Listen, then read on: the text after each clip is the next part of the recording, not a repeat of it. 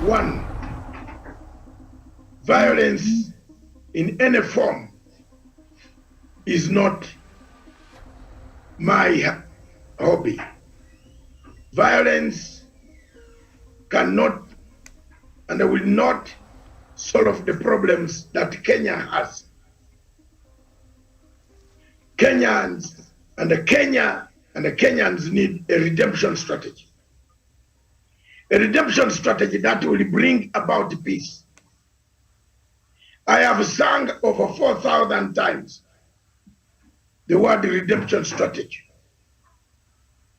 President Uhuru Muigai Kenyatta, together with former Prime Minister Raila Amolo Odinga and the government of the Republic of Kenya, agreed to form and bring out a BBI format of building bridges initiative, which is, in short, is one of the strategies of a redemption strategy of healing process for a country to be able to be healed before it goes to an election.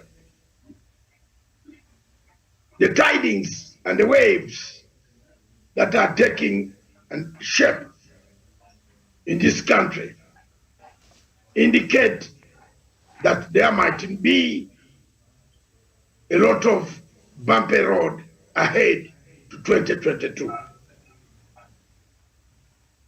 The shockings of yesterday's violence,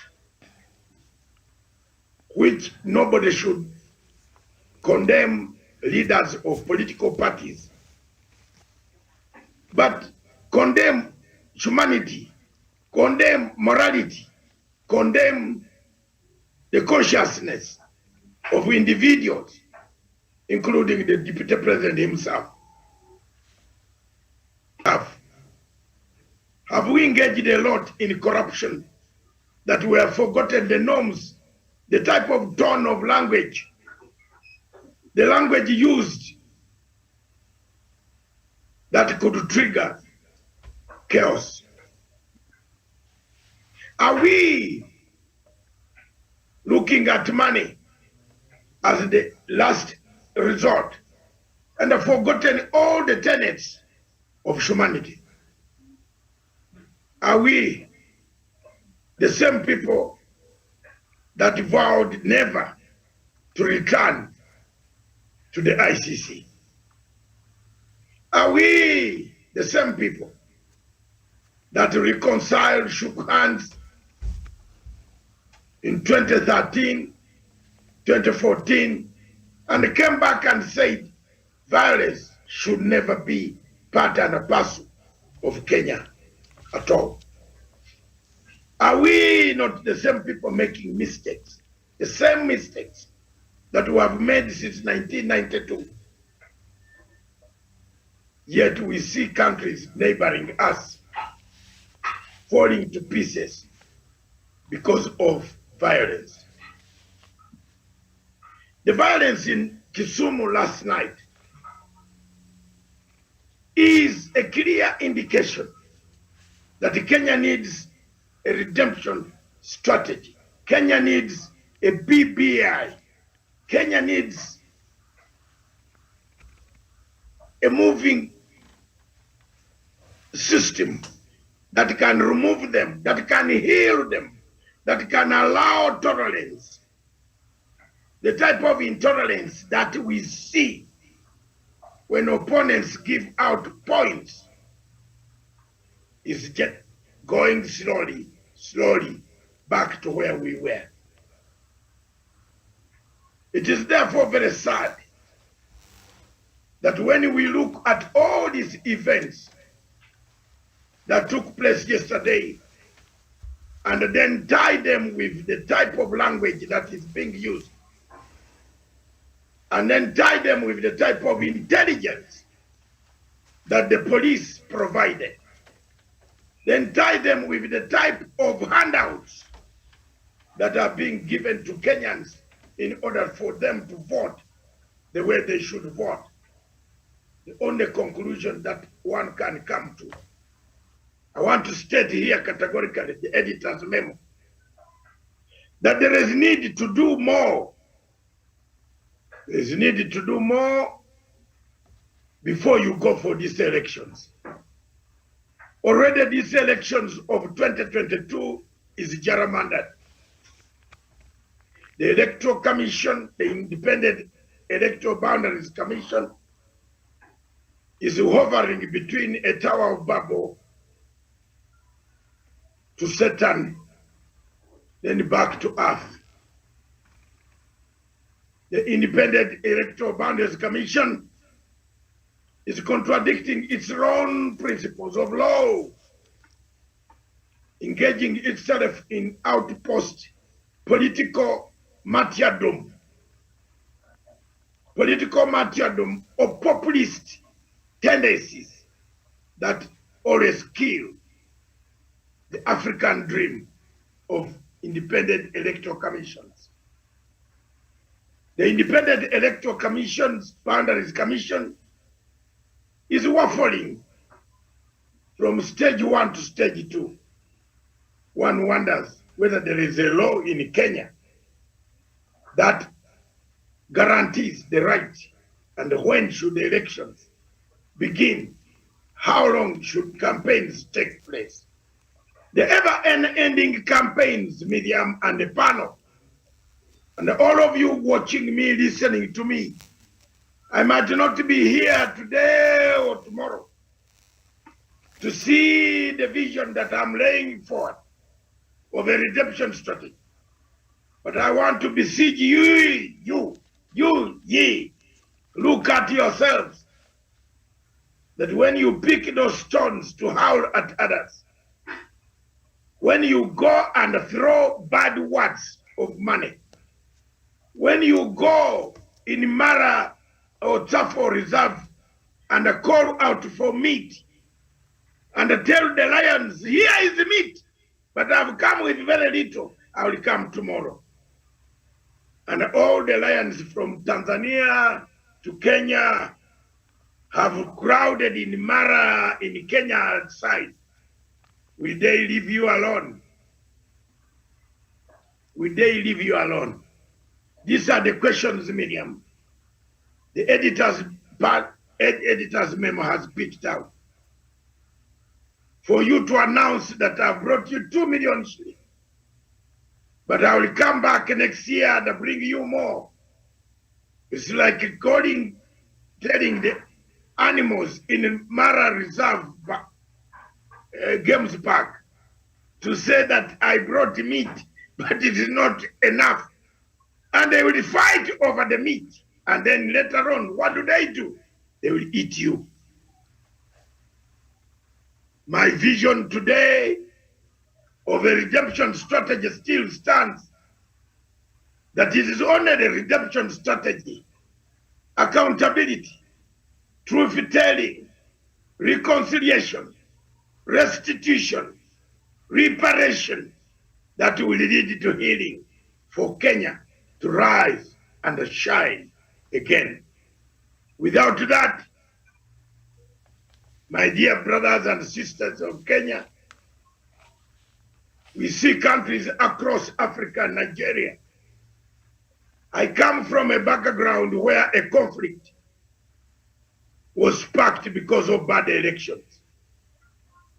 I come back 1981, President Museveni came to power telling people, went to the bush, telling people that the elections were not properly conducted, which I agree with him now, that those elections were poorly managed, poorly conducted, poorly done. He used that as a stepping stone to arrive in the bushes of Luwero Triangle and dismembered the government that was in power until it collapsed. And the rest is history, 37 years today. From this background of my conflict, as a conflict resolution expert, I beseech my people of Kenya, my friends, relatives, friends of Kenya, that the only route that you can have a free, a united, a free Kenya a Kenya for all of you, a country for everybody, a place of peace, a place of harmony, tranquility, is through BBI and the redemption strategy. Maybe the word BBI might have confused so many people. But I want to tell you, the framers of BBI should have consulted the original men of redemption strategy like me. I'm the origin of the redemption strategy. I stand by it, and I said it immediately. The Kenyatta case collapsed in the ICC. I went ahead and I said, let Kenya have a redemption strategy. Hallelujah. That God today sees me. That the miracle that I said and what I said is coming true. That without redemption and without redemption strategy, without those tenets, without those facets of redemption of an ingredient called peace, the ingredient of peace is accountability, truth-telling, reconciliation, reparation, restitution, and in healing. And without that healing, Kenyans, forget it. We have not healed. You have not healed. 37 years ago, I was bitter. 37 years today, I am not bitter. I have healed. I have moved on. I engage instead of fight. I talk peace instead of violence. 37 years ago, we got, or 42 years ago, even more, we talked violence. Our country went down. Violence was worth it. That was the thing of the past. Today, I'm a healed person. Today, I might not have got what I wanted. Today, I might remain as a symbol of hope for those who might have perished without seeing Matanga speak here today. I might remain a symbol of the people of Kenya and Africa, that I will speak about peace. As you see countries across Africa degenerating into fights of secessionism, each country wanting to go away from the central government, to form its own tribal kingdoms and the kings and the queens and whatever you want. There is need, therefore, for us to rethink, to review, for the government of Kenya, for the judges, for the Supreme Court, for the entire country to come back and say there is need for us to do a redemption strategy. Without it, it will be very difficult for all the competitors in the 2022 elections to compete freely in some regions where sentiments and the tones and the language used could spark off sentimental occurrences like the ones that have happened or what happened in Kisumu last night. It is one thing to say you have healed, but it is one thing to preach a different thing. It is one thing to know that certain areas are not barricaded for other people. There is no territory which is marked. The territory in Kenya is for all Kenyans. The media is making a mistake to say territory of Raila, territory of Uhuru, territory of Rift Valley of Ruto, territory of Ukambani. These are obnoxious, archaic words that should not be used in the current dispensation of the Kenyan politics.